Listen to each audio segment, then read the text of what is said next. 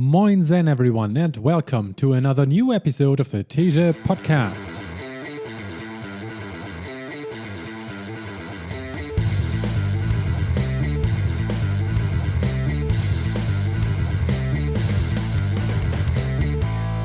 Episode 126, CCC, the not-so-little sister race of the legendary Ultra Trail du Mont-Blanc.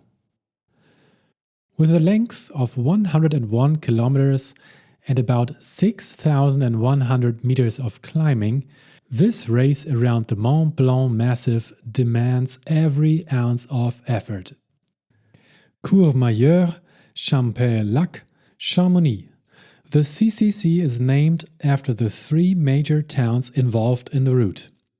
Each town marks a chapter in the journey, with the route carrying runners across Italy, Switzerland, and finally into France. This is the story of my 2025 participation in this race. It is a story of extremes because, given the size and history, as well as the notoriety of this event, there is nothing average about it. And coincidentally, this has also been my personal race experience. It has been both absolutely amazing and relentlessly punishing, with close to nothing in between. Spare no detail, I hear you say. No problem. The Ultra Trail du Mont Blanc, or UTMB for short, started in 2003 as a foot race around the whole Mont Blanc Massif.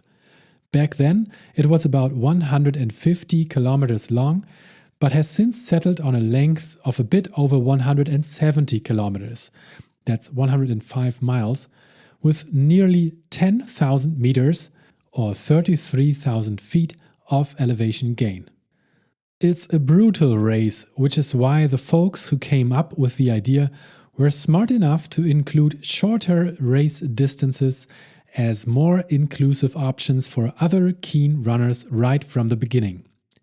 Now, the CCC race consists of basically the last 100 kilometers of the 170 kilometer long UTMB, with a few very small detours.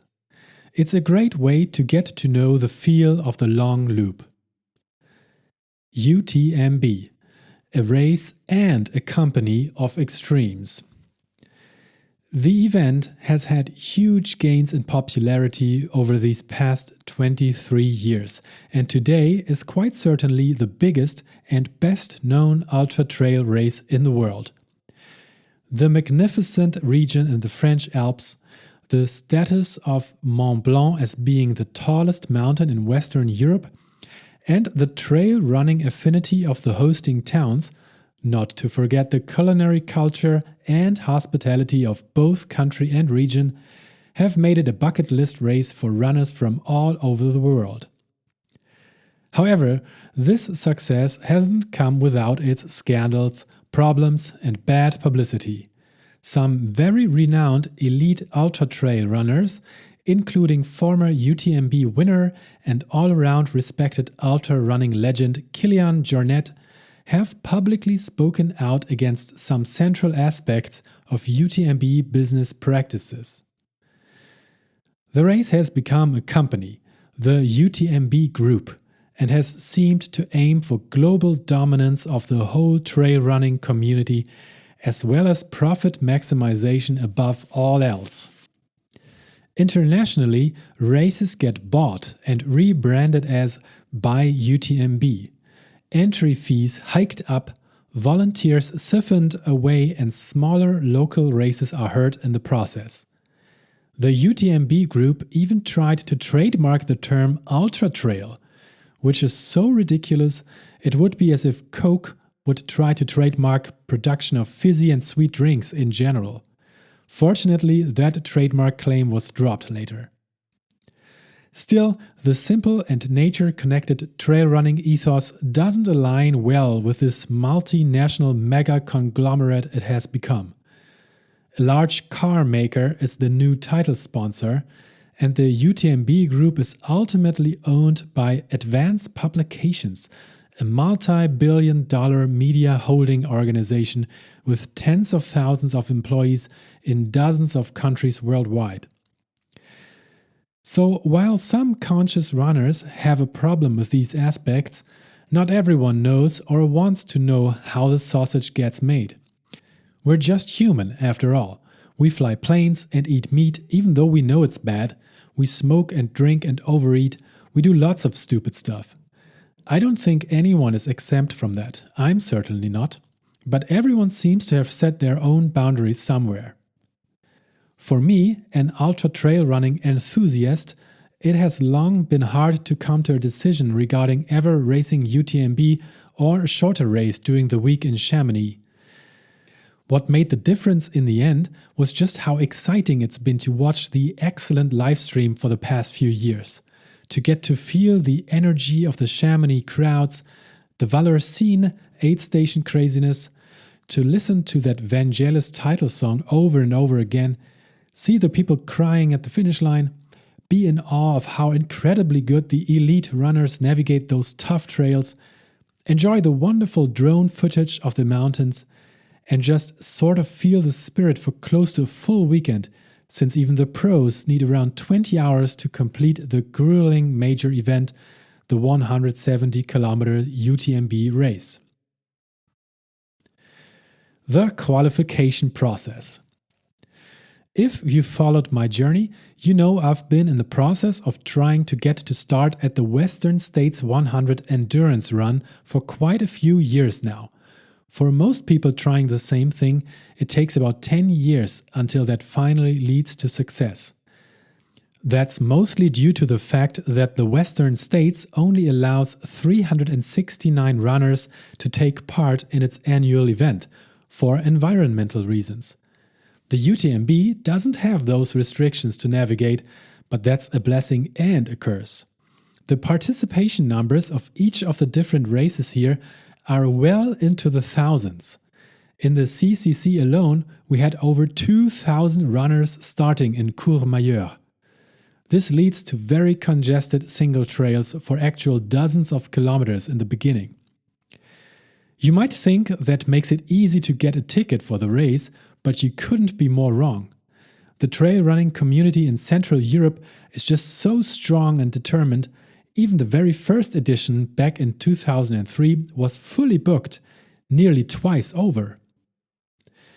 These days, a qualification system requires you to run several other races of the Buy UTMB brand to collect so-called running stones, a virtual currency created to help improve your odds at being selected in a lottery with very little transparency.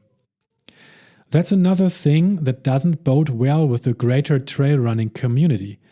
Runners who are eyeing a UTMB participation at some point in the future will now have to basically exclusively do these UTMB branded races, because all other smaller and independent races just aren't allowed to hand out the coveted running stones. The Western States system, on the other hand, is more open in that regard. Depending on the difficulty of the UTMB branded race you participate in, you receive either 1, 2, 3, or 4 running stones added to your account. Roughly speaking, those tiers represent 20k, 50k, 100k, and 100-mile races, respectively. But they all are hilly trail races with lots of elevation.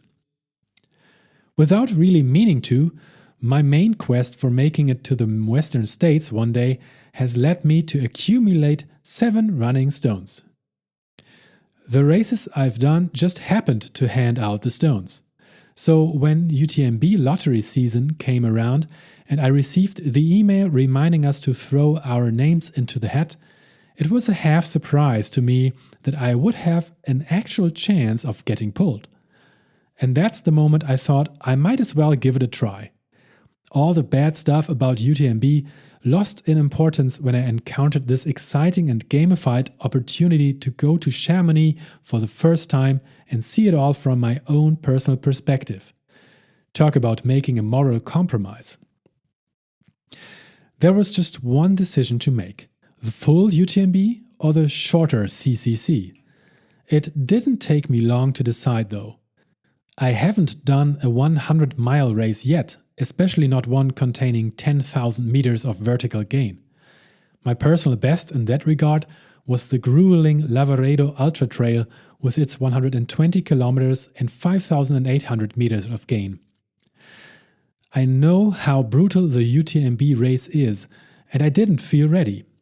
Even though the CCC represents a vertical gain personal record for me as well, on paper I've completed harder races, Lavaredo being one example. I threw my name into the CCC hat and got pretty excited in the days after. When I then actually received the "Yes, you're in" message, I was absolutely hyped. The center of the trail running world, and I'll be right in the middle of it soon. Chamonix, let's do this. My personal timing couldn't have been much better as well. With an early in the year Western States qualifier already completed at Tuscany Crossing, I wouldn't even have any pressure at CCC. The race is at the end of August, very late in the season, which makes it a final celebration of the year. Triathlon season is over as well, so I wouldn't have to split training between disciplines.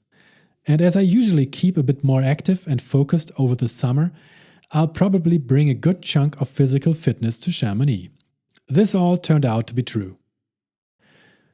My focused CCC training regimen.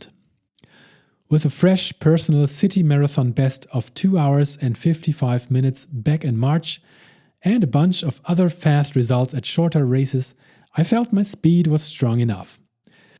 The main challenge is the elevation and my weak ability to do technical downhills fast. Both of it is hard to train for in flat northern Germany where I live, but there are options to get prepared if you look for them. Eating lots of kilometers also obviously helps, regardless of the elevation profiles.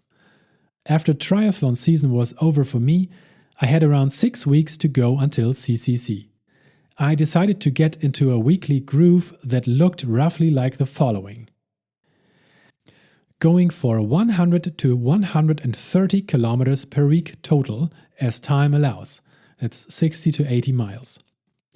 One elevation-centric longer run early in the week, moving from 500 meters up to 1,000 meters of gain over the weeks, usually about 18 to 30 kilometers in length.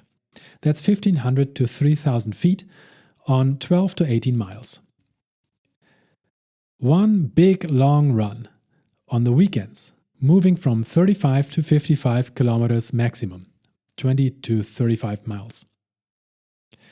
A virtual bike ride on Zwift, either focusing on short VO2 max efforts or on massive elevation gain for improving leg strength over prolonged periods. And since I'm still on my run streak, filling all the remaining days with a random number of kilometers I felt like doing. Of course, some gear checks were also needed, such as practice with my running poles or the type of gels I planned on consuming during the race.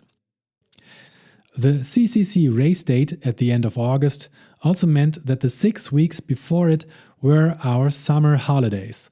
With 4 children and a working wife, it was chaotic. We did a trip to Denmark, which was great, but further eliminated any elevation training options for me, and the kids went on separate trips with friends. Shortly before leaving for Chamonix, my oldest daughter and I went on an amazing cultural trip to Athens, Greece. The 35-degree weather, that's 95 Fahrenheit, providing me with some heat training opportunities, but the airline left us stranded on the way back in Belgrade, Serbia, of all places. A lot of intentional and unintentional time spent at airports and in planes made me develop an annoying cold just days before the CCC. I got anxious. Running such a race while sick would just be bad. I have been in the situation a few times before, and it's always very important to listen to your bodily signs. A cough, snotty nose, and one inflamed inner ear weren't great, but it's usually still possible to run without seriously jeopardizing your health. It depends on the intensity, of course, and I was glad it's a low heart rate ultra trail instead of a max effort half marathon I was planning on completing. My wife Sophie managed to get some additional vacation days from her job, and my parents offered to move into our house to take care of the 4 daughters while the 2 of us spent a prolonged couples weekend in France. I'm very thankful for all the help. The journey to Chamonix. We flew down because it just takes too much time to drive or go by train from Hamburg. At the baggage claim of the closest airport, Geneva, we were already joined by lots of others coming from far away to go to Chamonix. Next to me stood a man from Norway and one from Colorado. Both also signed up for the CCC. The Colorado guy carried his Western States backpack, the first person I met who actually ran that race. We had a chat, of course. His wife claimed that even just crewing for the Western States was epic. I did an embarrassing faux pas, though. I was wearing a shirt with the Leadville 100 logo on it. That's a 100-miler in Colorado not many Europeans have done. I've not done that race either, but got the shirt from a friend who visited the place. It doesn't say finisher on it, but I guess it's sort of implied. It wasn't ever my intention of coming across as a finisher of that epic race, just as a fan. No one ever noticed this shirt before, but here I've come to the wrong place. The Colorado guy said he's done the race twice and lives close by. He asked about my finishing time at Leadville. It's time for a confession, I replied. We then laughed about it, but I preferred not to wear the shirt for the rest of the trip. A few delays during our flight connection had made me anxious about actually receiving my checked baggage in Geneva, as it contains some racing equipment I wouldn't have wanted to miss out on. An example being my running poles. I had the essentials in my carry-on as always, but the poles weren't allowed in the cabin as I understood it. They could sort of be used as weapons, I guess. The Norwegian guy next to us told me that he always flies with his poles in the carry-on bag and encountered no problem so far. Interesting. The vast and wonderful world of air travel. Thankfully, my bag survived the trip and appeared shortly after on that belt. I wouldn't have wanted to restock the 20 gels I had in it at the last minute either. The magic of Chamonix. Again mentioning the Western States 100 now, where not only the starting line town of Olympic Valley, but also the finish line town of Auburn in California have both branded themselves the endurance capital of the world, in an unsurprisingly American fashion of exaggeration. The title would definitely make more sense when describing Chamonix. The event size alone eclipses any American endurance event a few times over, even including Kona, Hawaii, where the Triathlon World Championships are located. I don't think this has to be a competition though. Any size event is good to me when done well and in service of the people instead of the financial company stakeholders. I certainly was skeptical coming into town. Will this be a €10 per cup of coffee experience, so full of people you can't even move? Do I even want to spend time here in the town center? Is it worth it? But in short, yes, it was amazing. It's full, no doubt, but that didn't seem to hurt the event just yet. People were friendly and happy. The proud French people even spoke English and were not annoyed or dismissive when we tried our very basic knowledge of the French language on them. They gave us the impression that we were very welcome in town. With so many fit and healthy runners around me, I felt in good company as well. I usually don't like the group dynamics that can occur when like-minded folks gather, but here it didn't seem to be bad at all. No drunks or loud, annoying folks. Everyone is just here to have a good time, eat all the carbs, and check out the vast amount of cool gear presented at the expo. It was a very international and respectful celebration of the sport. There's been a public viewing spot where we could watch the live stream showing Jim Walmsley spectacularly winning the 56K OCC race on Thursday, and then see him in person crossing the line right here in town. I was actually starstruck. So cool standing in the vicinity of the Western States course record holder and UTMB champion of 2023. The announcer switched between French and English while managing to keep it pleasant, a rare talent. Money flying out of my pockets.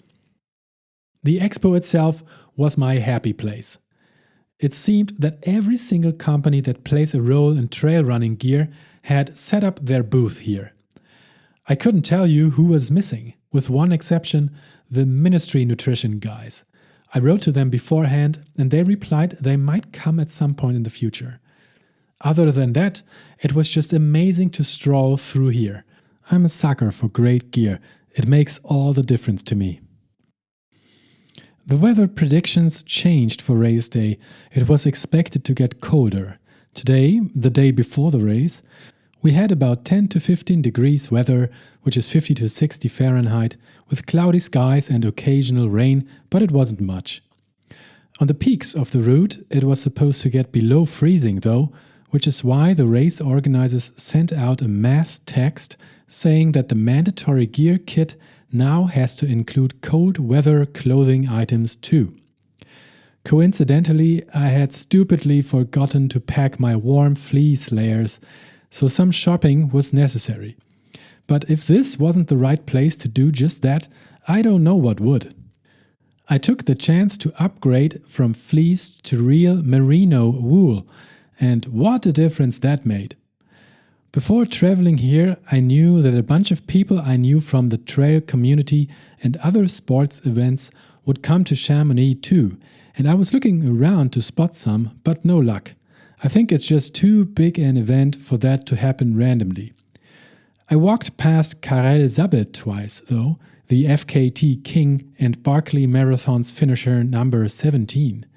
He ended up finishing strongly at the long UTMB this weekend.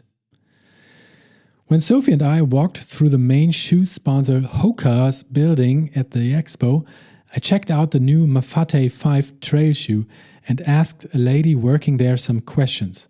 She answered and then said in German, "Hey, aren't you Tim from Bremen St. Pauli?"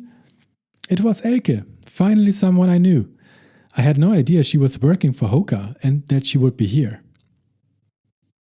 Taking care of business.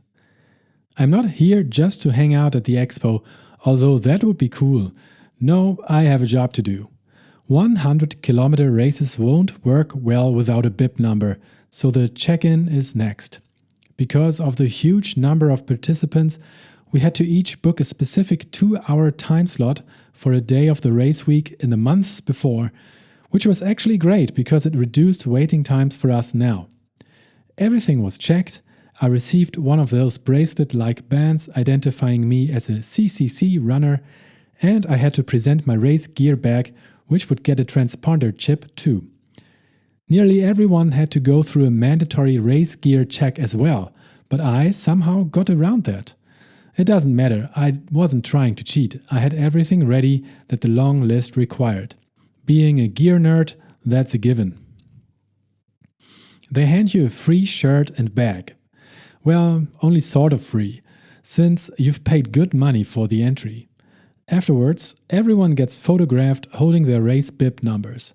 We are then personally briefed by volunteers, so we are aware of some special signage to expect during the race. Those signs include, "Careful, cattle herding going on in this area." "Please dial your headlights down in this area."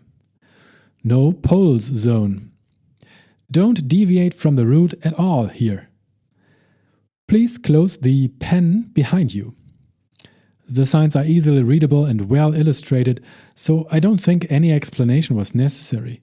But I guess it's better to be safe than sorry.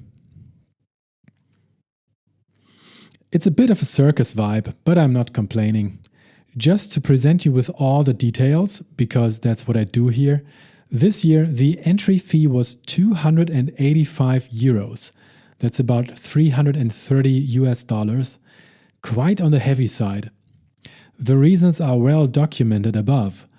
I'm sure the level of service could have been pulled off with 20 to 30% less of a fee, but since people are willing to pay the high amount, and that clearly includes me, I guess we're the ones partly to blame for it coming to this.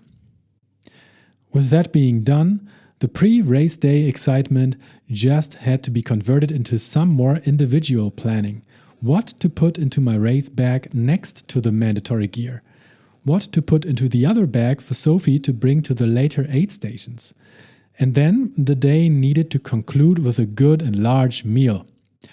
A vegetarian pizza sounded like a good option to me, so with a satisfied and relaxed body, I went to sleep early. Intermission, my gear list. Over the years, I have found out mostly through trial and error what an important role proper gear can play. For posterity and your information, here are the main items I've settled on for now. Let's start with the most important one, the shoes. With one little exception, nothing on this list is sponsored, and I'll mention the exception. La Sportiva Prodigio Pro. A bad choice here can make all the difference, as I experienced during my one and only Ultra Trail DNF back in 2022 at Templiers. What makes a shoe perfect is how well suited it is to the specific race. I've tried many different brands over the years, the big players as well as the nerdy niche ones, and I've learned that I don't need lots of cushioning for trail ultras. I do appreciate a wide toe box and a very grippy outer sole because I'm not the most confident alpine downhill runner. Also, I have giant feet, size 49 in the EU or 14 in the US, and on technical segments my feet shouldn't get in the way of themselves, so a big shoe with lots of material and stability to all sides is just too much. The Prodigio Pro ticks all the boxes for me. It was perfect for the CCC and I have absolutely no regrets choosing it. I think it's even quite versatile. A flatter Ultra with rolling hills should have worked well with it too. It certainly worked well during my not-so-technical training runs here in flat Hamburg. Not only that, I was surprised at how well the shoe protected me from the wet conditions and especially the mud during the latter half of the race. My feet stayed mostly dry, even though the shoes ended up covered in mud and the rain also did its part. Injinji toe socks. Those are my go-to brand socks for any race. Having a little compartment for every single toe reduces blister probabilities to near zero for me. Who cares if it looks weird? For ultras, I usually use 2 pairs of socks on top of each other, one thin and light pair that's just about ankle height, and a thick pair on top which goes halfway up the calf. For me, this makes for really comfortable running for many hours. Coros Pace Pro. I'm a fan of the brand because of its fair pricing, clean design, and solid feature set. It used to be that Coros watches had the biggest batteries too, but that has since been leveled out across most brands. I don't need fancy stuff on my watch, and I certainly don't need it to tell me how I'm unproductive, as this other big GPS watch brand does, and I really like how lightweight and easy to use Coros makes their products.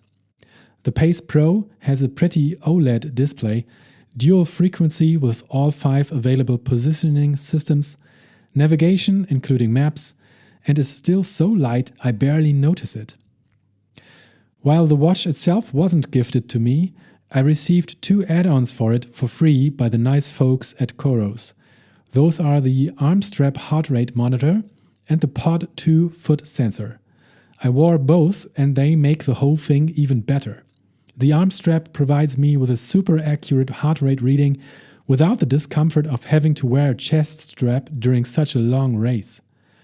And the Pod sensor, which attaches to the shoe, aids in measuring my exact pace using accelerometer sensors when the GPS is obstructed, such as between skyscrapers, in mountain valleys, or in dense forests or tunnels. Again, super happy with this choice, wouldn't change anything. Icebreaker Merino layers. I've become a fan of the material over the past 2 years only. The natural features beat every other material I'm aware of. During last year's Zugspitz Ultra Trail, I wore a thick long sleeve and was so surprised that at no point during the race I felt like I was too hot or too cold, even though the temperature varied quite a bit. Here, the temperatures and rainy conditions presented another challenge, but even then, Merino just performs really well. Even when it's wet from rain and sweat, it somehow doesn't feel uncomfortable and it still keeps you warm. I used a sleeveless Merino undershirt, on top of which I put a standard functional running shirt not made out of Merino, followed by a thicker layer long sleeve Merino with a hood. In my pack, I had another thin long sleeve Merino because the mandatory cold weather kit required it.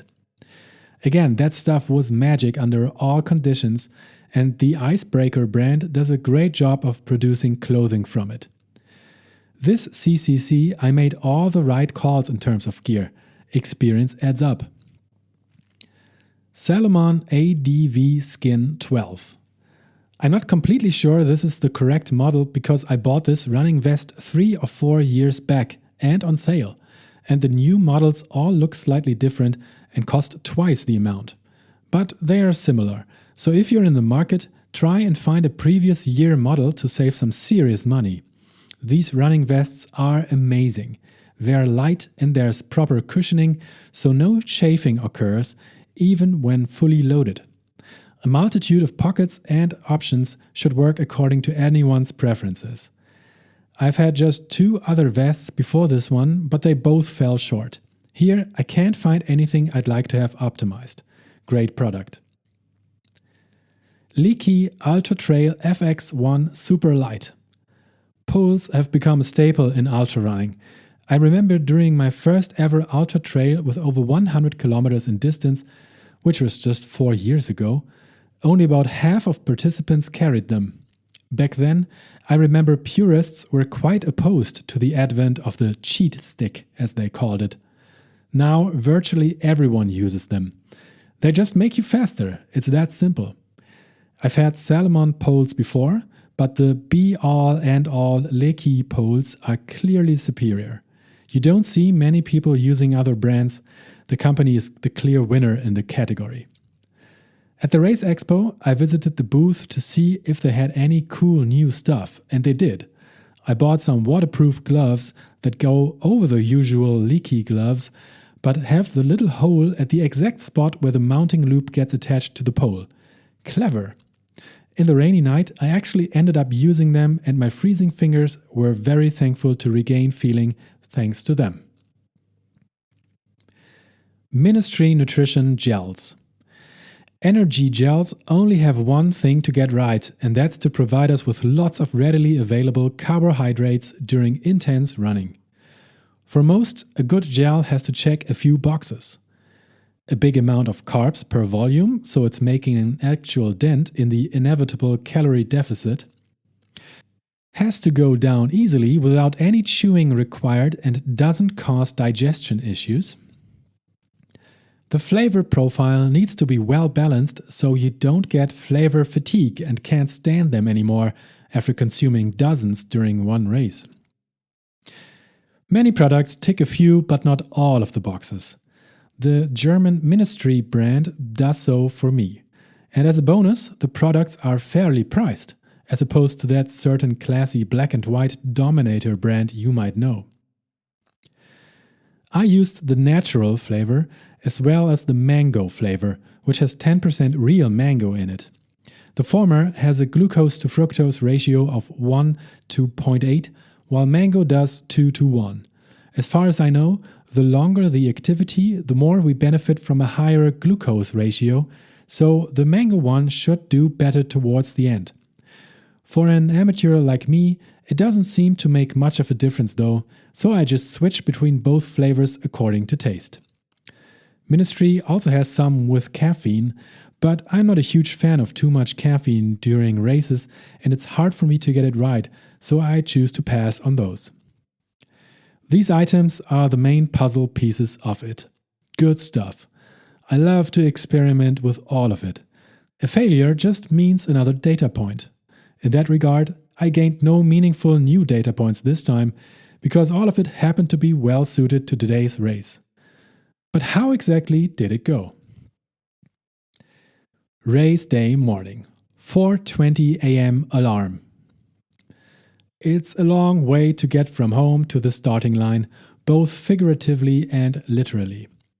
A tiny breakfast in the hotel room, putting on the running outfit including the Vaseline application and double socks with band-aids on my two battered big toenails, checking all the gear for the umpteenth time, walking to the car and driving it over from our place in Saint-Gervais to Chamonix. The half hour of alpine driving in the dark went fine, and the huge parking lot was well selected. Tired runners stumble around, bananas in hand. I was feeling slightly better than yesterday. The snotty nose mostly gone, the throat not as sore. Just the one inflamed inner ear was still giving me trouble, especially during changes in altitude. Bad timing, since changes in altitude were about to dominate my whole day. But I felt confident to try and see how it goes. My sense of balance was slightly affected by that one stuffed up ear, and that made me nervous. I can't risk falling down the side of a mountain, so I would have to be more careful and try to figure out along the way if and how I should continue. We now have to get on a shuttle bus. We also had to pre-book so that the huge amount of runners would be divided across a bigger time span in order to avoid congestion between Chamonix and Courmayeur. Sophie had to buy a spectator ticket for the bus months ahead as well. There was a short check by some staff to make sure we were all allowed to, and afterwards we got onto our 6 a.m. bus over to Courmayeur. Inside, it was nice and warm, but absolutely silent. Everyone seemed to be in full focus mode, mixed with the tiredness of the early morning darkness. The bus took the shortcut route right through the Mont-Blanc massif by using the astonishing engineering feat that is the 11.7 kilometers long Mont-Blanc tunnel. I spotted the road toll the driver had to pay at the tunnel entrance, a whopping 199 euros for the whole bus, one way. Calculating the number of buses needed today, payment for all the passengers and drivers, I started to see some more reasons for the entry fees we've paid being that high. The drive is relaxing and over after around 45 minutes. Hello, Italy! I think it's one of the very cool aspects of this race that you get to run through 3 different countries and there are no border controls. The Courmayeur Sports Center is used as a place for us to stay and wait until the time to race finally arrives. It's about 2 more hours until the gun will go at 9 a.m. The center is great though. It doubles as one of the major aid stations for the long UTMB race. Runners of that race will start coming through here in about 22 hours from now after having already completed around 80 kilometers, 50 miles. They start their race this evening. Incredible to think that they will then have to run nearly the whole CCC after that. We have the opportunity to buy a fresh espresso and croissant, both of very high quality, which I do. In the main area of the center, there are even mats to lie down on. A couple hundred of us sneak into the partly hidden large room and use the opportunity to get some rest before the big dance, but some volunteers make it clear this isn't allowed. Shortly after Sophie and I entered, the doors were barricaded. Lucky us. The eerie atmosphere and quietness of the big amount of people adds to the feeling. I start to really get into the excitement and nervousness I love so much before these big races. With about 20 minutes to spare, we all decide it's time to walk over to the starting line. I expected it to be around the corner, but it turns out those 20 minutes were barely enough to make it in time. Fortunately, I now learned that the spacing between starting waves will be 15 minutes. I'm in wave number 2 of 3. They call it vague in French. which gives me a welcome buffer. People are getting anxious now, but it seems to work out for everyone. The sun has come out, it's a clear blue sky, and I'm very happy about that sighting, contradicting the weather predictions. Temperature is nice here as well, on the cold side at 2 to 5 centigrade, which is 35 to 40 Fahrenheit. But I've got my merino layers and feel good.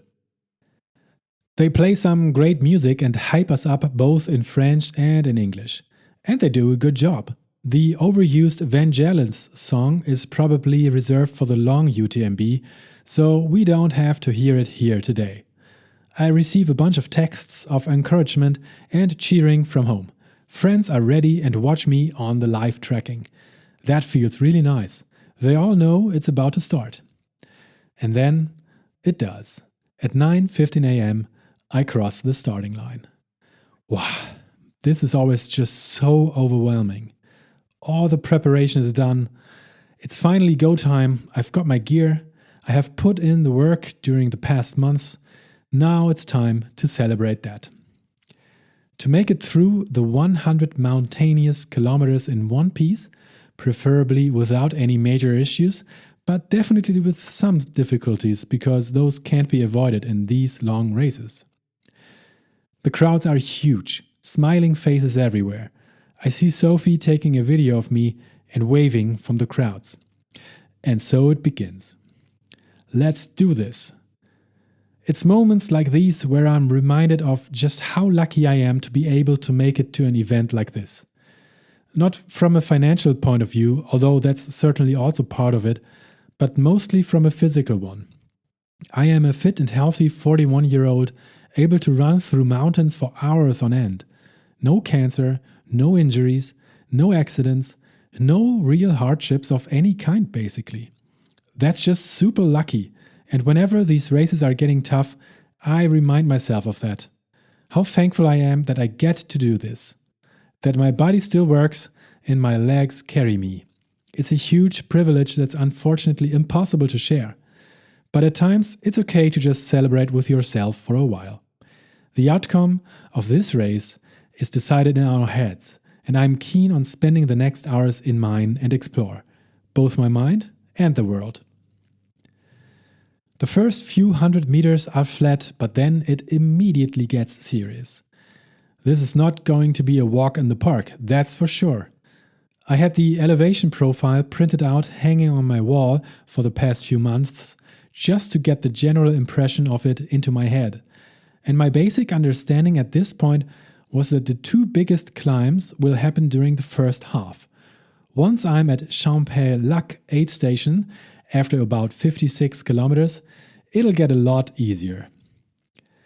Not so fast, amateur. That was a huge miscalculation on my part. Although it can go a long way to have a mental image of the task and break down a race this long into several parts to make it seem more digestible, here I'll recommend using a different approach to mine. You need to be aware of how tough the course in the latter half of the race will be. On paper, the climbs don't reach as high anymore, yes, but they are incredibly hard. And the latter downhills are, in the words of one of the livestream race commentators, just going to be disgusting. Talking race strategy. Fortunately, the negative impact this mistake had on my race wasn't huge. And that's because of a strategy I have applied ever since my big fail at 2022's Templiers race. Don't start too far at the front of the field.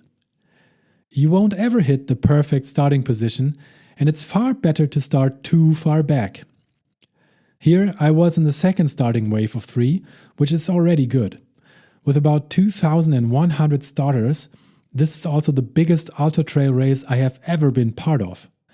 I had no idea how the fitness level of the runners here were, but quite high I had to assume.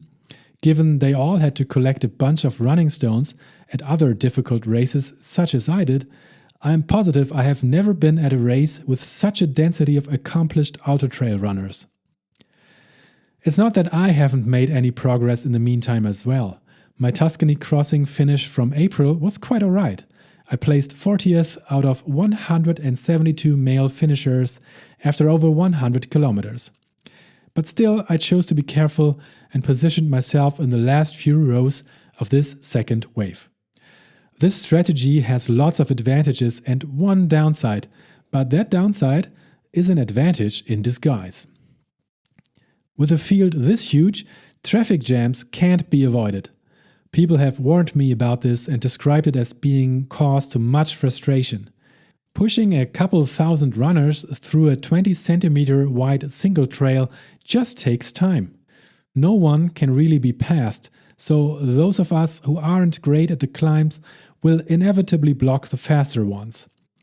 I think my strength is in the uphills, because that's just about raw power instead of the elusive downhill technique, which I can't really practice in my home region. But it's super difficult not to overpace on these first uphills. Adrenaline is high, our bodies are tapered and ready to go, and the atmosphere and views do their part. How can you resist the temptation to run up that first mountain fast, forgetting for a while what's about to come after it? Which is why my tactics of starting further behind are great. Yes, you will get blocked by slower runners, but that will make you save much needed energy in the long run, no pun intended. Granted, that first full stop after around 5 kilometers did cost a handful of minutes, but because I anticipated it, I wasn't annoyed. That seemed to be the case for the others around me too. Everyone was on their best behavior. It's funny how people like us are running our own race against ourselves, but it will still be affected by all the others around us quite a bit. That first huge climb. The long queue of runners is slowly moving up the mountain. We are going from an elevation of 1,220 meters, that's about 4,000 feet, at Courmayeur to 2,540 meters, that's about 8,300 feet, at Tête de la Tronche, in just 10 kilometers, which is 6 miles. That's a gain of over 1,300 meters or 4,000 feet, basically all in one go.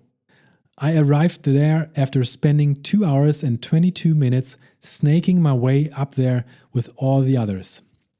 It's hard and sweat is pouring down, no question, but the amazing views and the knowledge that a good chunk of all the total elevation gain is now done immediately pay it back. I was feeling slightly dizzy at times, trying to figure out if it's because of the blocked inner ear or the thinning air up this high, or the general discomfort of the sickness still in me. When I looked at my heart rate and found it to be at just about 150 BPM, thinking it felt more like 170, it added to the confusion. It was clear my body wasn't at 100%. Doesn't matter what the cause for it is. But what can you do except to listen carefully to the signs and try to keep going? We have to work with what we get. Beating the eardrum. My right inner ear wasn't able to adjust to the changes in air pressure, and that became painful. The funny bit is that I found out during all the later ups and downs that the sweet spot for my ear is at around 1900 meters, about 6,000 feet. That's where the pressure is exactly as my inner ear likes it. It became my built-in indicator for the current elevation. Whenever I noticed the pain coming back, I looked at the watch again and it confirmed our elevation had moved away from that sweet spot area. New body sensor unlocked? Hooray, I guess. But in general, I was doing fine. The leg is moved, the heart rate is sort of okay, my lungs open and working, not much coughing. Time for the first big downhill, my nemesis. Every region I have done these races in turned out to feature big differences in the downhills, so I was curious now to get a feel for what's to come. This downhill wasn't easy for me, and many people passed me between the two checkpoints, the one at the mountaintop and the one after this downhill, ending in the first aid station. The tracking claims that 61 people found the segment easier than me and flew down past me. I have such huge respect for how seemingly fearlessly they did so. I had a shocking tumble right at the beginning and was just able to catch myself at a high speed just before I would have fallen, so I became even more careful and opted to let more people pass me. The downhill wasn't on single trail anymore, so passing was fortunately quite easily doable. The UTMB/CCC 8-station verdict. The first aid station at Refuge Berton, 14 kilometers or 8.5 miles into the race, was a welcome sight after about 3 hours of moving through the mountains. I felt kind of fresh thanks to my many long runs, but my bottles were empty and a short breather to take a look at the scenery wouldn't hurt. I was also excited to find out about the aid station quality at this race.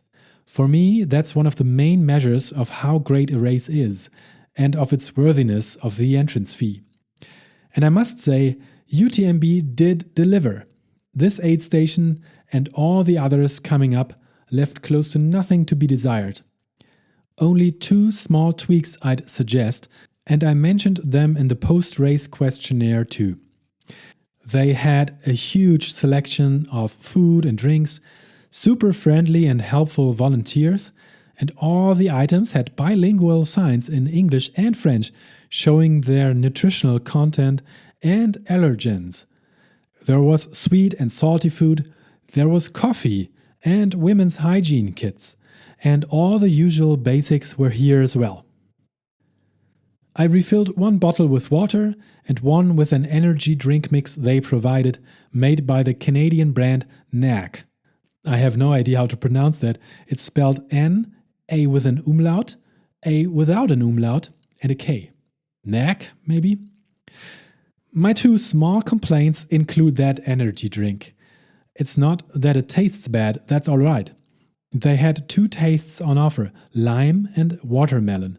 Here I choose lime, and it was just so sour, like taking a bite out of a whole lemon with every sip. When I later switched to watermelon, that problem was solved. The mix had a good amount of carbs and electrolytes, which is great, but the company also prides itself on including 8 grams of protein per serving, claiming that giving the body the tools to rebuild the used up muscle fibers with proteins during the activity is good for us. I'm not a scientist, but I felt gastric distress and I suspect the energy mix formula to be the cause. During running ultras, I usually feel changes in nutrition altering my bodily state after half an hour, and here that seemed to have a clear connection. Processing all the additional protein must have given my gut too much extra work. I knew NAC from the Lavaredo Ultra Trail and wasn't a fan of it at that time either. A bit of looking around online seemed to confirm I wasn't the only one experiencing this, and attesting it to the drink mix containing protein. So as UTMB, I'd rethink the partnership with NAC and replace them with a more traditional energy mix. Something with sugar and electrolytes in a well-balanced way should do the trick. No need to go fancy here. The other NAC products, mainly calorie-dense waffles and energy bars, were absolutely fine though. I liked those and ate a bunch. Taking care of the environment. The second tiny complaint involves the cola drink they were offering. Cola of some sort is an important part of any aid station. In an effort to reduce the footprint on the environment of the whole race, they decided against carrying truckloads of plastic bottles of Coke up to the aid stations, but instead just used the SodaStream brand cola syrup and filled that with water, which they then carbonated right there. I saw the huge amount of metal CO2 canisters needed for the carbonation at the aid stations and was wondering if that really made such a difference. But I hope someone did the math and it does. Still, as much as I appreciate an effort to reduce the environmental impact, the main problem with UTMB is that it makes people from all over the world fly over here for the race, me included. The CO2 equivalent those flights emit must be the biggest contributor to the damage done by far. And that can't really be avoided, unfortunately. This leaves the bad taste of greenwashing in my mouth when I saw the SodaStream solution. You can argue that every effort counts, no matter how small, and I'm agreeing with you there. But my problem with this particular solution here was also the density of the drink. When using SodaStream cola syrup and making it according to the recommended instructions, as I'm sure they did, it only has 4.4 grams of carbs per 100 milliliters. Some artificial sweeteners are added. And I don't know about the caffeine and phosphoric acid content, which has this calming effect on the stomach. Real Coke has 10.4 grams of carbs, more than double. And we do really need the carbs during this race, that's for sure. So, did they maybe hurt the race more than they helped with this method? It did taste great and refreshing for what it's worth. Many words, tiny complaint. To be fair, UTMB has done quite a few more things in the environmental area. There were some wooden toilet solutions, for example. And they also made it easy to buy offsets for the CO2 emissions caused by every athlete participating, including their means of traveling and travel distance. For me, that came down to €7.45, and the calculator for that was integrated into the entry fee payment process. And what I liked as well was the partnership with a French rail system. UTMB participants got a special discount for the high-speed TGV train trip from Paris to Chamonix. It was very affordable, and I hope people made use of it. But it's just not feasible for people from Chile or Australia, of course. Even for us, it would have taken 2 full travel days per direction. Finding my rhythm. After around 20 kilometers, I was getting into a groove. Finally, the first big uphill and downhill were over, and some real running possible.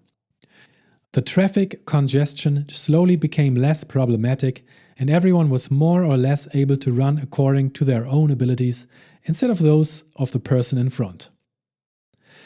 I also started feeling like now I had a grasp of the style of technicality of this specific race, thinking it won't change that much. Spoiler, I was wrong. But I didn't know that yet and was on a high. Smiling on the trails, sun in my face, amazing mountain views ahead, feeling alright and not affected too much by the symptoms of my little sickness. In fact, the sore throat, snotty nose, and even the inflamed inner ear seemed to improve over the course of these first hours. It's amazing what a bit of racing adrenaline can do. This could work. It's cold up here in the mountains and also windy, but my merino long sleeve still became too warm at some point during the midday heat of the sun, so I continued in a shirt. The next aid station, Arnouva, at kilometer 26 or mile 16, was great as well and followed by a mostly runnable downhill. At Arnouva, they didn't offer SodaStream cola, but had an interesting setup with a type of bar tab option. You put your foldable cup underneath a double outlet and pull a lever to cause that to pump carbonated water and cola syrup into it. Like a DIY version of what you would get at a professional soda machine. It worked quite well and was fun to use too. Also, all the aid stations had helpful signs informing us of cutoff times and what we could expect until the next aid stations in regards to distance and elevation. These earlier aid stations are usually rather full and hectic, but they were all large enough for it to not get annoying. Now, the second big peak came up. It took a while to get up there. The main kilometers of the climb had a grade of around 20% on average. Sections of it were even steeper. The peak, Grand Col Ferré, was slightly higher than the first one. This time we got close to 2,600 meters, which is 8,500 feet. Super windy, but sort of warm with the sun shining.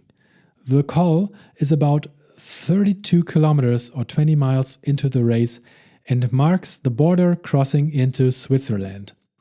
I reached it after 6 hours and 10 minutes. The downhill was very runnable for me.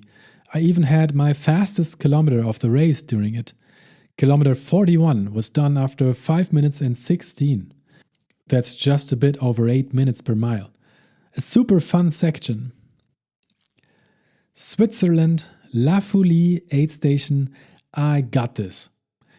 Just for good measure, I had some hot vegetable broth with rice in it to celebrate reaching the marathon point of 42.195 kilometers or 26.2 miles. No one here cares about. I do, though. It's still a magical number to me. I give the volunteers here a big thumbs up and receive grateful smiles in return. So cool they gift us their time today. It's also easy to practice proper pronunciation of the basic words merci and bonjour. Melody and inflection in the voice matters. I really hope I didn't mess this up now. I'm on a high from having completed the 2 highest peaks, including their respective downhills. Everything in my body holds up. My ministry gels still taste great and seem to work. I eat one for about every hour. The watermelon knack drink is kind of okay. I'm getting used to it and my stomach slowly seems to as well. I do still sometimes feel hungry, so I guess I could have gone with even more carbs. Don't look down, don't look up. While it's not that hard to stay on the trail for now and the views keep being amazing, there are a lot of sections which look dangerous to me. We are running counterclockwise around the Mont-Blanc massif, meaning the side of the mountains most often goes down on the right side of us and up on the left side. Sometimes I look down to the right just to immediately internally go, oh crap, better don't trip now. So I vow to not look down as much anymore, calming my nerves. On the other hand, on the climbs you can sometimes see the switchbacks the other runners in front are on so far up to the top it seems frightening too, but in a different way. It's demotivating to see how long the upcoming climb will be, so looking up is to be taken with a grain of salt as well. Best just to look ahead instead, one step at a time. The next bit to Mont-Blanc aid station is mostly easy to run compared to what came before, I knew that. There is even some asphalt included and we can make real progress there. The houses have changed and look a lot more like we're in Switzerland now, and I'm just rolling through. I'm on a huge high here, eating up kilometers as if it's nothing, full of energy. Some people are cheering here too. That's a rare sight so far because the mountain trails have been so remote. We are crossing actual villages now. I really like that part. There's a short uphill section coming up where we gain around 300 vertical meters or 1,000 feet, making it to over half of the total elevation to be climbed, over 3,100 meters or 10,000 feet now. With the total kilometers crossing into the 50s, it's now basically just about running home. Next up is the aid station I knew so well from the UTMB live streams of the previous years. Mont-Blanc, crew support. Coming into town, the crowds really start to add up here. I see smiling faces everywhere, and I can't help but smile continuously. Such a cool race. Some are visibly surprised by seeing me smiling and waving, and my guess is that's because most runners look like they've just done over 50 kilometers in the Alps. I'm just so happy to be here though, and the gratefulness overpowers the tired legs. The famous fourth aid station, situated after about 56 kilometers or 35 miles, is the first one that allows crew support for all runners. Crew members have to buy tickets for it in advance, which I did for Sophie. This includes transport to the aid stations with shuttle buses which go here from Chamonix every 30 minutes at peak hours. The whole trip to Mont-Blanc took 1.5 hours for her. She was content with it, brought her book, and followed the live tracking using the Live Trail app we runners were recommended to activate to see how far I was at all times. For me, this was another huge highlight of the race. Having Sophie here with me, crewing my long ultra trail race for the first time ever, she made me feel like a king. She welcomed me with big smiles, hugs and kisses, and had all the gear I packed ready on a spot at the table, asking me what I needed. I told her I was doing really well, which I was, arriving here after just 9 hours and 22 minutes. Before the start, to give her a vague idea, I had calculated that 10 hours should be realistic, but I was even faster. Another reason to be happy. Going over my things here, I chose to switch one pair of my double socks to a thicker one. A fresh and dry pair that's even more gentle on the sore feet does improve well-being. Sophie brought me some veggie broth with rice in it and refilled my 2 flasks. One with water, one with watermelon knack, as always. This gave me some time to take care of the socks. I also put 8 more gels into my backpack because I ate the other 8 I had with me. Those 8 alone added up to 1,280 calories, really making a positive difference in this calorie-intensive day. 2 salt stick pills, the first and last ones of today, rounded up the picture and replenished some more of the lost electrolytes. I enjoy the warm broth while Sophie rubs some Pferdesalbe on my calves, a herbal cooling gel made for sore muscles. Feels so good. She's the best. Talking strategy. Does mine work? I take a quick look at the phone and see plenty of messages from friends who are following the live tracking. Apparently, I'm doing really well moving through the field. My strategy worked out perfectly again so far, I'd say. While on the first downhill I lost 61 positions, as mentioned, between all the following segments I passed by a lot more people than passed me. From the first aid station to the second one I gained 95 positions.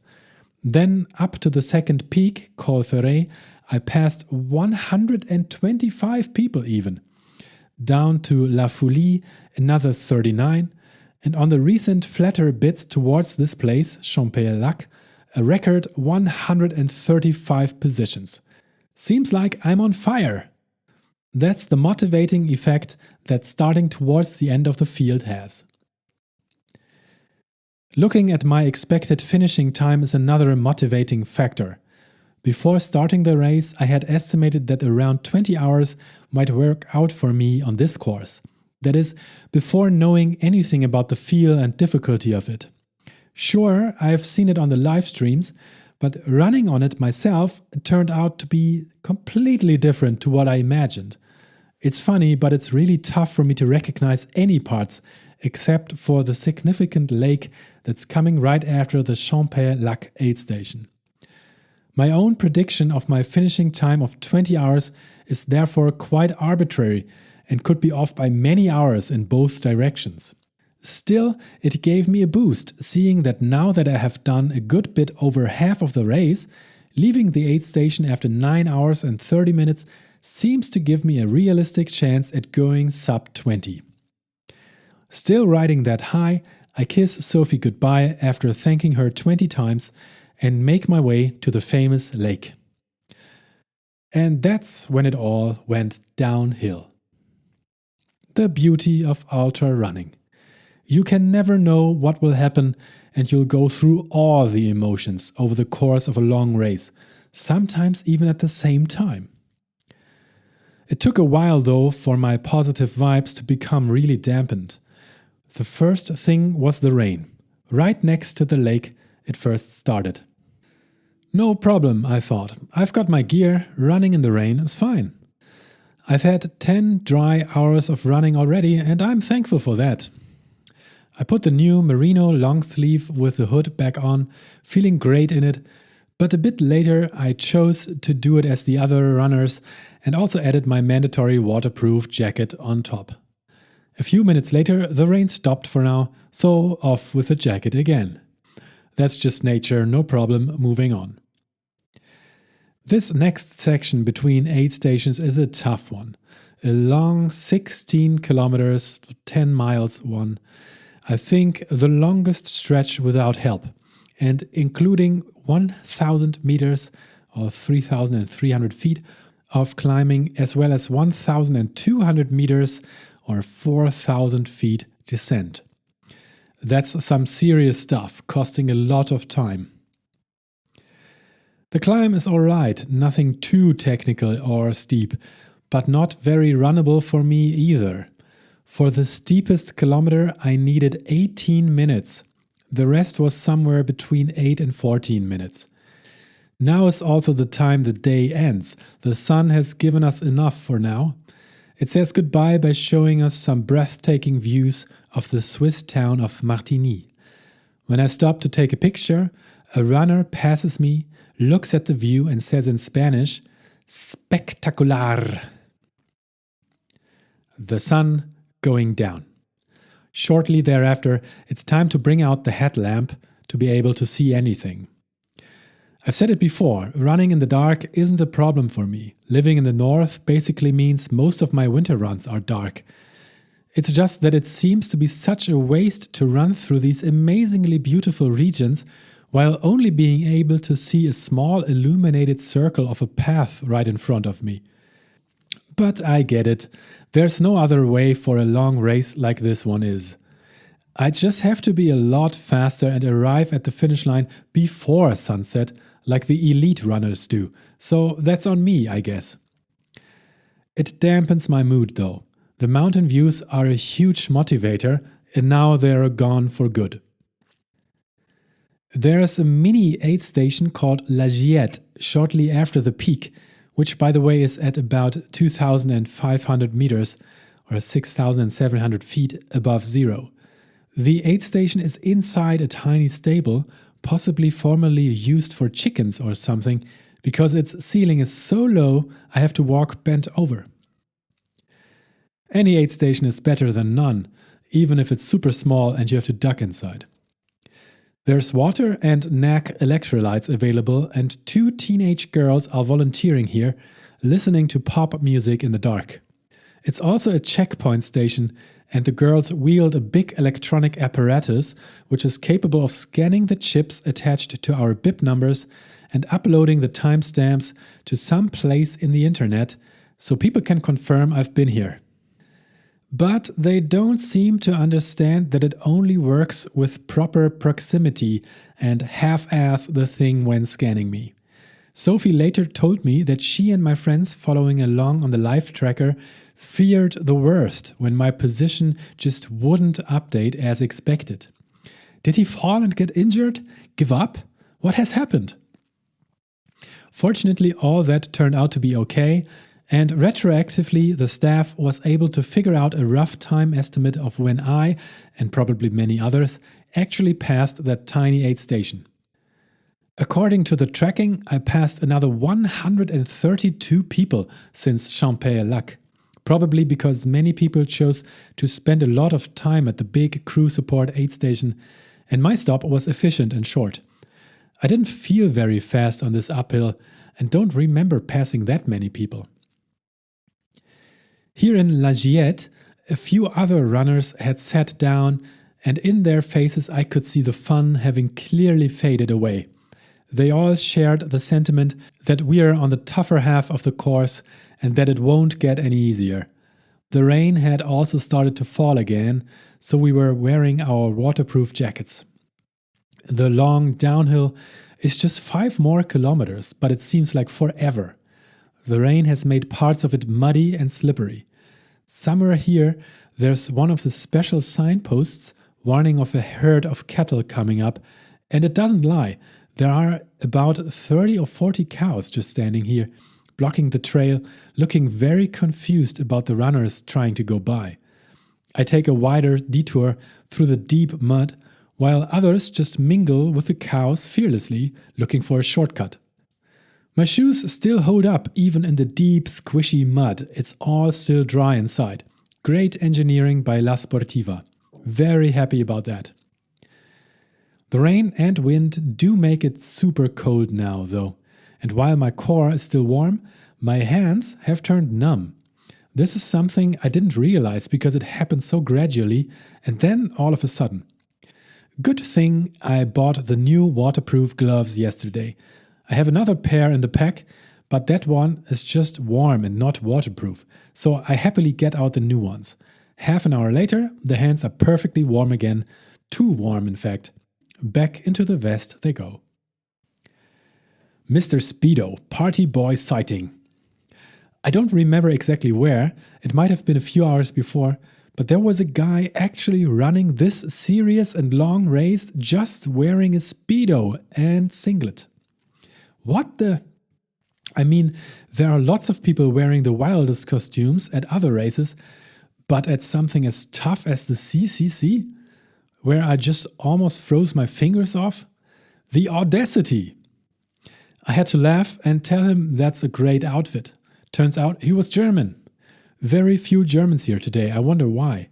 Lots of French, obviously, but the country flag tags we all got at the bib pickup and which many people chose to wear were from all over the world. I noticed a big number of Chinese people, both women and men, some Thai and other Eastern Asian ones, and also many different South American countries were represented. Chile, Argentina, Brazil, a bunch from the UK and the United States, and of course most of the Western European countries, notably many tough Belgian folks. In general, it all seemed to be well mixed, but of course with a heavy focus on the so-called first world countries. This niche of our running sport can be an expensive hobby if you choose to do it this way. Bathing suit guy was apparently fine in the cold weather with his ultra-light outfit. He looked very strong for an ultra-runner and probably had the natural bulk to keep him warm. He also had the aura needed to pull that outfit off. Kudos. But for now, I was faster than him.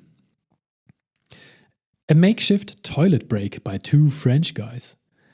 Another curiosity I came across was during an easy downhill on a smooth trail that was a bit wider, maybe around 1.5 meters, making it easy to pass people. The two in front were talking in French to each other. Nothing unusual so far. I was just about 10 meters behind, but getting closer and ready to overtake, when one of them suddenly said to the other something that I understood to mean, "Oh no, I need a toilet break right now, you have to help me, here, hold my arm so I don't fall." He then pulled his pants down right there on the trail and squatted. No time to choose a more private spot. It was one of those sections where it goes down steep on both sides, left side up, right side down. The friend seemed to comply and help the one in need relieve himself. Right before that started, I passed them and made sure not to look back. No need to see this. And since he had help, I figured it was all right. I've heard so many stories of people having digestive issues on long races like these, and I don't envy them at all. I'm super glad that for me it's only ever been slight discomfort at times, possibly caused by NAC drinks. For the next race that offers only that product, I'll definitely consider bringing my own mix. I don't remember the downhill towards Trian to be very tough, but my split times hovered around the 10-minute per kilometer mark, so it wasn't easy rolling either. Trian aid station, 73 kilometers down, crew access. Coming into Trian aid station, the struggles were instantly forgotten because Sophie was waiting there for me. This is the second aid station that allowed crew access, and I was looking forward to it. At the time, I was still making relatively solid progress and wasn't too depleted in my motivation to continue, but the downwards trend had certainly started. It's just a part of ultra running. From the elevation profile of the whole CCC I had hanging on my wall at home for months, I remembered the second half to consist mainly of 3 distinct peaks. All of them looked like they were going to up to around 2,000 meters, or 6,500 feet, and down again to the baseline. This made it a bit easier to digest because right now the first of the 3 was checked off. Also, the total elevation climbed and descended crossed the 2/3 mark, and with a distance at nearly 3/4, I was happy to have completed so much of it already. With a total time of 12 hours and 42 minutes, so far my chances of beating 20 hours still looked great. That's about 1 full hour to spare, should I be able to continue with the average pace I had up until now. Chatting with Sophie here was really good.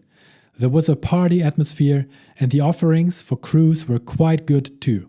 Food and drinks for them to buy and pass the time until that hectic few minutes when they would be needed by their runners. Sophie again helped me refill the flasks and brought me some broth with noodles in it. We chatted for a bit, and I asked her about her day so far. Lots of bus riding. She said the announcer here at Trient had access to the names of the runners coming in from the tracker and said, "And now here comes Tim Tege from Deutschland. Tim from Deutschland." That's nice, especially when coming from a French guy. Sophie again put some Pferdesalbe on my calves to cool the strained muscles, and it felt great. She asked me if I needed anything else, maybe something special the 8 stations don't offer, for when she meets me at the next one at Vallorcine. I answered a real Coke would be great, with the correct amount of sugar and actual caffeine. So cool to have that option now that I have a crew at a race. Trient to Vallorcine. I do not remember how I made it through that bit. The second 2,000-meter peak of the 3 ones in the second half of the race. For sure, it was a fight that happened in a blur because my brain just said enough and switched off all parts which questioned what I was doing here. The rain stayed with us, the mud as well. The uphill was really steep and I had some of my slowest kilometers here. The downhill was difficult too. I witnessed quite a few falls as well, but nothing serious, fortunately. I myself slipped just once and landed on my butt on a muddy downhill, but also took no damage from it. The cursing of the runners around me in all the different languages confirmed the difficulty of the section. The most prominent word I've heard uttered in a multitude of accents was the F word, though. I'm not the cursing kind of guy, but I have this other habit when I'm exhausted. I make a sort of horse's noise with my lips flapping. That definitely increased on this section. By now, I was also sure my 2 big toenails were about to turn black again, having just barely recovered from the last ultra race I did 4 months ago. They were hurting and hot. No point in having a look now, though. That's for after the task is done.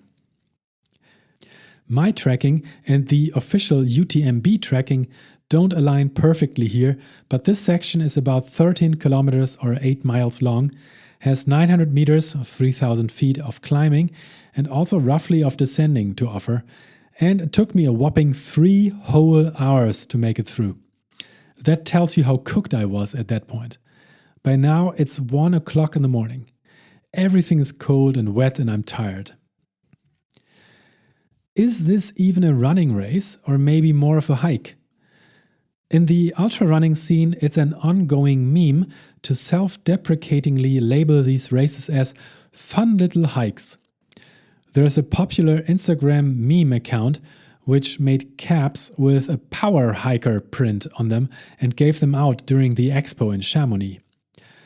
I get some people don't like to hear the races they trained years to accomplish be reduced to this and definitely disrespected in that way, but I personally think that's pretty funny and I'm sad I missed out on one of those power hiker caps. But addressing the sentiment, yes, a lot of the CCC can only be hiked and even the elite do so. And looking at the long UTMB, that's even more prevalent. The idea still remains the same though. We all try to make it through the course in as little time as possible, and sometimes that just has to include hiking. The fitter you are, the less of it. This year's UTMB winner, Tom Evans, who did the 175 kilometers in just 19 hours and 39 minutes, stated in a post-race interview that he felt he just out-hiked everyone else this time, not jokingly. Meaning, being a great hiker is the key to success in this particular terrain. This is interesting because he's also a fast beast on flat asphalt, and many coaches currently think one of the keys to winning ultra races is being the fastest one of the field in the shorter distances. Surely it's a combination of both. And every time I suffer through these later parts of ultra races reduced to being a hiker, I vow to get better at it. I think over the years I have improved a lot by these defeats. It's funny how there are again two sides to the story. Defeat and success happen at the same time. The big aid station at Vallorcine gets closer, and that's a great relief. I long for another break, but also to make it to the finish line fast. I remember this place to be one of the major party zones during the live streams, mainly because the elite runners get through here during midday and it's often sunny. Now, way past midnight, in the rain, the crowds are a lot smaller than what I have seen. But some tough crowds are here, wearing waterproof gear and holding umbrellas. I first have trouble finding the entrance to the big tent. The course is leading around the tent first. Inside, it's nice and dry as I fall into Sophie's arms. Vallorcine. Meeting Sophie here again is another big boost. I don't talk much now anymore because of the tiredness, but I'm very happy to see her. She has managed to find that real Coca-Cola for me and also got a hot cup of tea ready because everyone is soaking wet and freezing here.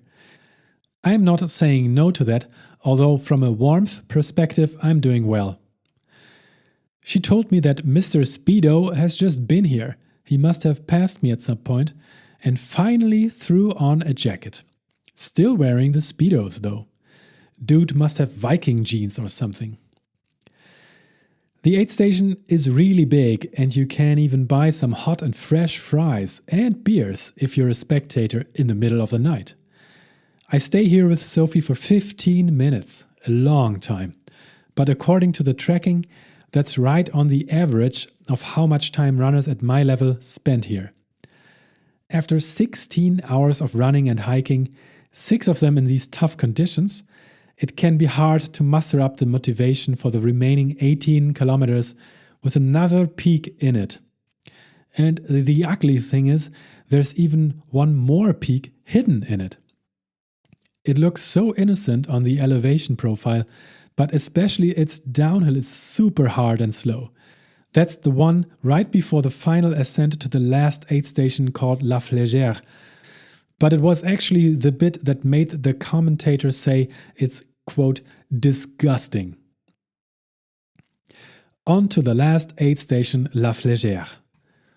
For the last few hours, I often had that thought in my head saying, when do I finally get to run again? I want to run, please. Because it just wasn't possible for me doing the constant climbs and descents. Now, coming out of Vallorcine, I was super glad there was some running for a few kilometers. A fairly easy ascent that's still runnable now, having a grade of between just 3 and 6%.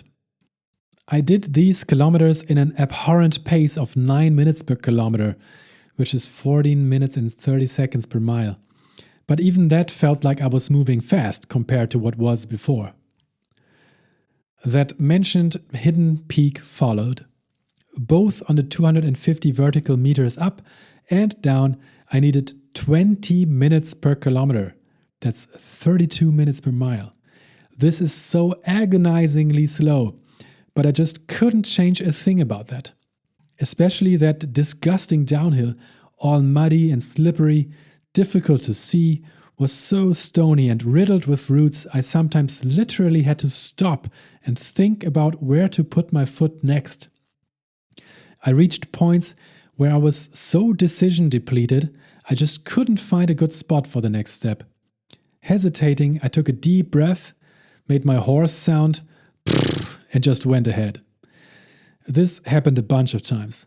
I was just so exhausted. From that hidden peak at 1,700 meters down to 1,450 meters again, the final climb towards La Flégère finally starts. The first bits of the ascent were tough too, but it got better. Not faster, but better, because the last kilometer or so is on a ski slope. This is just fine gravel, so I did not need to think about foot placement for a while. I liked it so much better. It was still super steep and took a long time, but the slope was wide and the aid station at the peak in view, so making progress became notable again. At 1,850 meters, the knowledge that this was to be the final climb of the race sort of helps. I still prefer climbs to descents, but getting to check something off is much needed now. La Flégère is a tiny aid station, and I know it well from the live streams too. This is where it gets interesting who will win the race, because it's close to the finish line.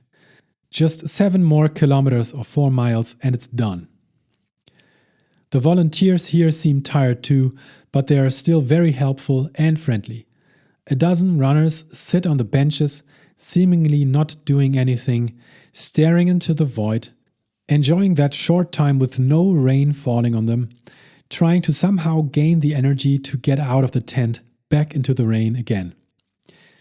The faces are empty. It's 4 a.m. I have 1 hour and 15 minutes to go to make it in under 20 hours, which sounds plenty, but I don't know. Judging from how long these past 30 kilometers took me, it doesn't seem possible. And I mentally give up on the goal here, because it would just needlessly jeopardize my life to scramble down as fast as possible in this situation. I can barely concentrate on anything anymore. Finally, that last downhill. I just spent a handful of minutes at La Flégère emptying the trash of my gels into the bins, getting some more water into the bottles, and having a few cups of the cola mix and a few waffles. This is nice and helps. Sitting down like the others won't help me, I'm sure, because getting up would be so hard. So I just decide to get going almost right away. It's delightful that the final descent begins with another ski slope. Pushing on the brakes with the used up quads still hurts, but it's way easier to find secure footing. That's over soon though, and a classic switchback section follows. This whole downhill is more than 900 meters, or 3,000 feet of loss. Thankfully, the pain in my ear has long been overpowered by the pain in my legs, arms, neck, lower back, and basically just everywhere. Well, I'm not sure it's really pain, it's more like a strong discomfort. It's not like I'm injured in any way. And also, as we know, and a bunch of spectators' signs confirmed, pain is just French for bread.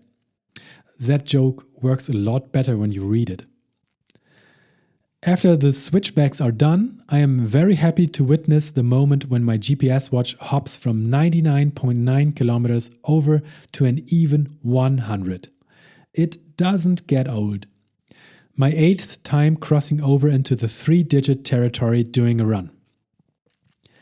Starting at that point, as we close in on the city, every kilometer gets easier. From 14 minutes to 13, then 10, 9, 8, and in the end, I even ran a 6-minute per kilometer pace again. And that felt just so good. The final bits in the town of Chamonix were such a relief. There's the famous construction site style bridge that they erect every year to cross an important road when we come back into town. It's about 2 stories high, and those stairs are great. Not slippery, not muddy, easy to see. Wonderful. The asphalt of the streets is pure bliss as well. And then there's the dernier kilomètre sign, the final kilometer left. What a feeling. Running next to the famous river, although everything is empty as opposed to when the winners come here. Fair play, it's past 5 in the morning. The flower buckets lining the streets are here though. By the way, by now the long 175-kilometer UTMB race has started and been going on for around 11 hours. The fastest pros have probably already made it past Courmayeur, where I started this race. They still have a lot ahead of them, but I don't. And it's definitely enough for today. I feel that in every single bone. Sophie is here waiting for me in the middle of the night. That alone is just amazing. The final few hundred meters. I'm getting out-sprinted by a guy and his spouse, but I don't care. That blue arch is all I care about now. It's super hard to just get the arms up properly for a finisher's pose, but halfway up is enough. Just a few more steps. Finish.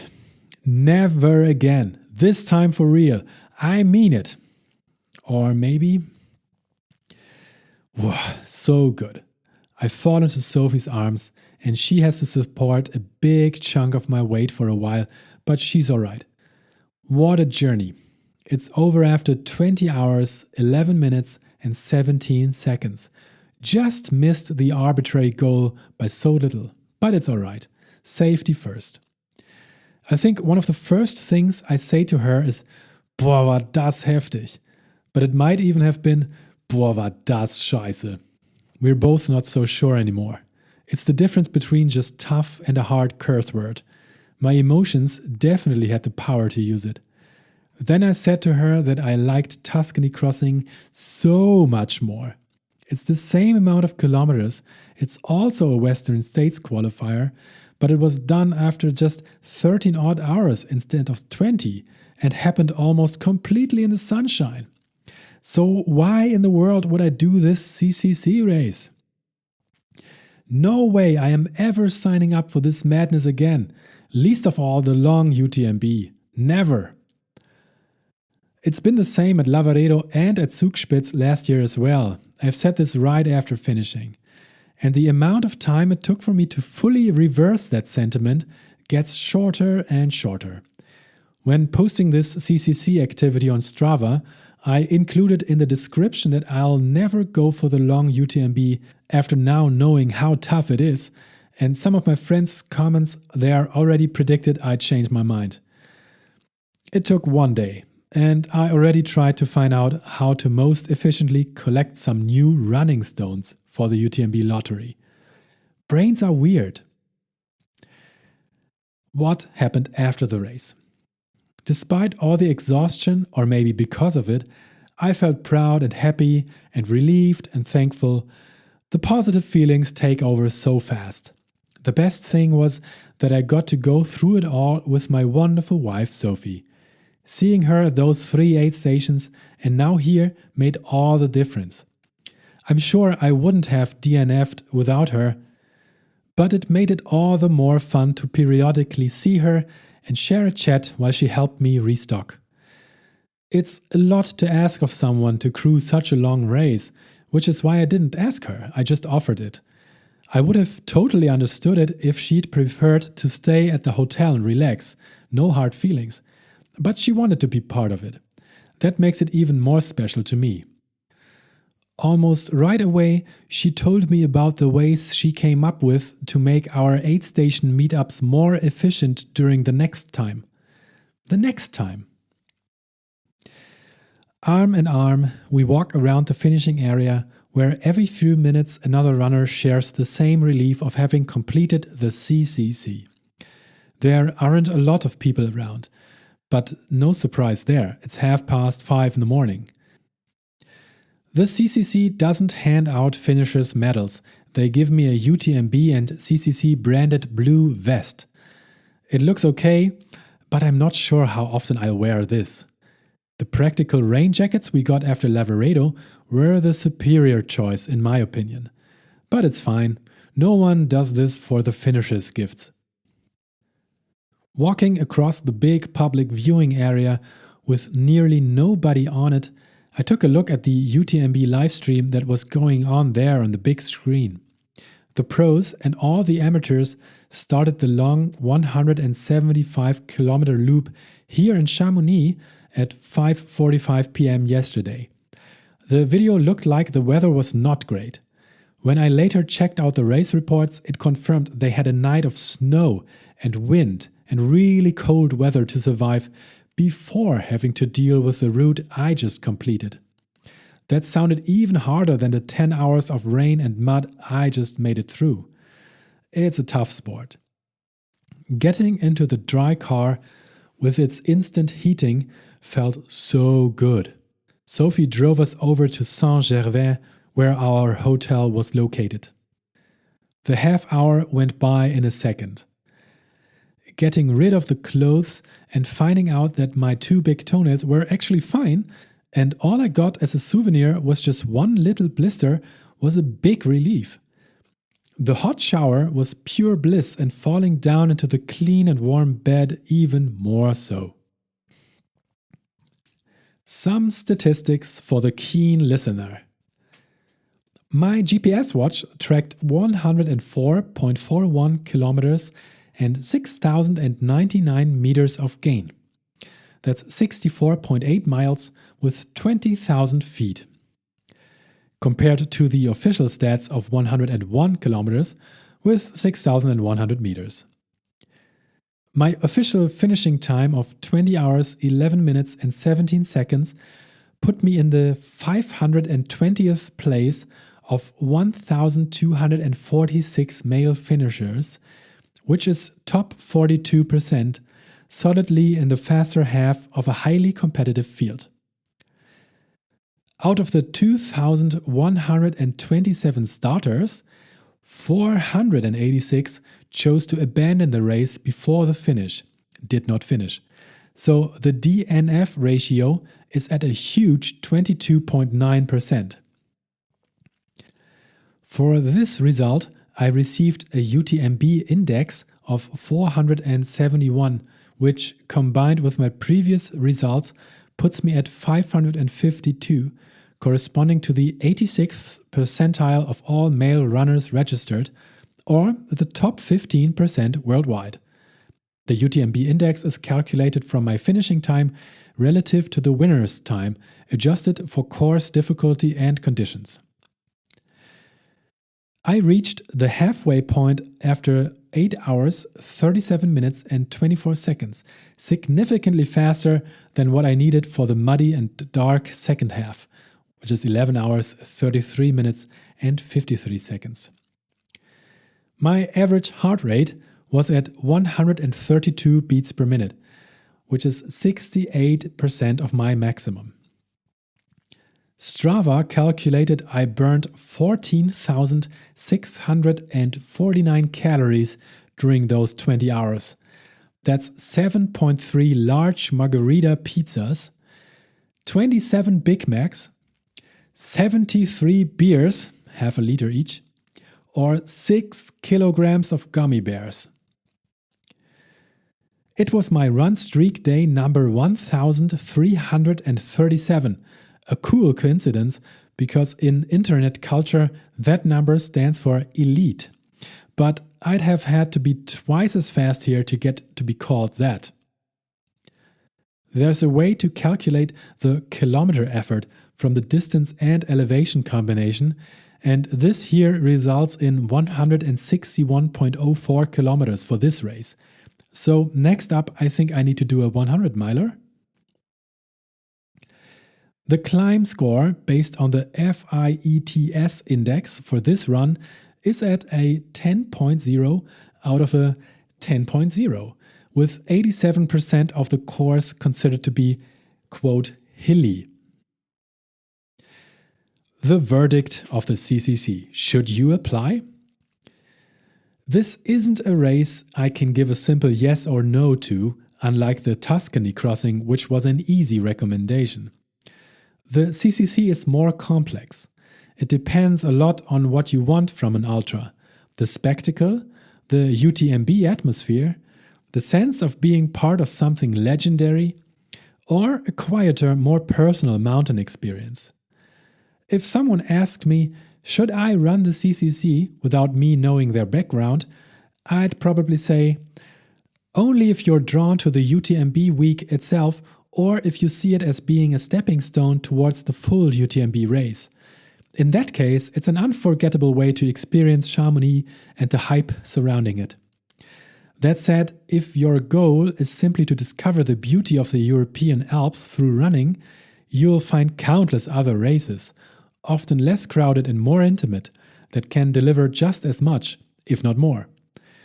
I'm happy to have had this experience, but I don't feel like I want to run the CCC specifically again. Where to go from here? First step of recovery, sleep. We slept for about 3 hours from 7 to 10 a.m. in order to not mess up our rhythm. If you fully give in to the tiredness now, you'll just drag out the problem. It's just like with a jet lag. Today is the day to eat all the carbs. My favorite. Those 14,000 calories I burned according to my activity tracking need to be refilled. Recently, I have come across a little study that found out that not just the day after a race like this counts, even 7 days later, the body metabolism is still elevated to 1.8 to 1.9 times its baseline. Meaning 3 pizzas on day 1 post-race won't cut it.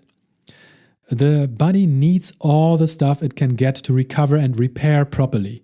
You don't have to tell me that twice, and I managed to do a great job. Recovery week was the smoothest I can remember. Although walking downstairs first thing in the morning is always a challenge. A few hours later though, a slow and easy recovery jog with Sophie was back on the menu, keeping the running streak alive. The sore legs were okay after about 3 days instead of my usual 5, and so I used the chance to run a short 7.5 kilometer or 4.6 mile race near my home on Friday of the recovery week, finishing in 4th place out of a bit over 100 participants. My 4:04 minute average was far from my personal best, but a solid and fast time. 2 days later, the Flensburg Liebt Dich Marathon had a ticket for me on offer, and I drove up to run it in 3 hours and 21 minutes, also not the worst result for me. I attribute this mostly to all the eating I did. I needed a few afternoon naps during the week, but nothing crazy. No delayed tiredness. So yeah, the long UTMB is somewhere in my future. It'll take a few years, but someday I'll come back to fight my way through that one as well, eating as much as I can along the way. Bon appétit. All right, thank you very much for listening. And I would really recommend to click on the link in the description so you can see the original blog post, because it contains a multitude of pictures and videos I took during the race, and that will probably give you a well better impression to make up your own mind about this race, and if you should maybe run it one day. Yeah, so thanks again. Thanks for listening. Recommend this podcast to a friend or give it 5 stars wherever you listen to it. That would be really nice of you. And hopefully you'll tune in to the next episode coming in a few weeks probably. Thanks and have a great day. Bye bye.